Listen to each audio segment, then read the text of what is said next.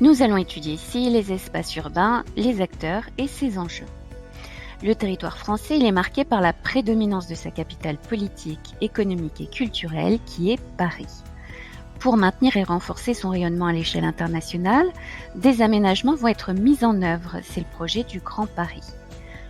Outre Paris, les métropoles françaises concentrent l'essentiel des activités et des emplois. Et c'est cette concentration que l'on appelle la métropolisation du territoire. Même si l'essentiel des activités et des emplois se sont développés dans les métropoles, plus de la moitié des Françaises et des Français vivent autour de celles-ci. Cet écart entre lieu de vie et lieu de travail, ainsi que l'accès à la voiture individuelle, ont engendré une forte hausse des mobilités. Et donc, depuis les années 70, les villes s'étalent de plus en plus, car les populations s'installent de plus en plus loin autour des centres urbains. Les métropoles ne concentrent qu'un peu moins de la population de la France, et les espaces périurbains sont ainsi devenus des espaces dynamiques.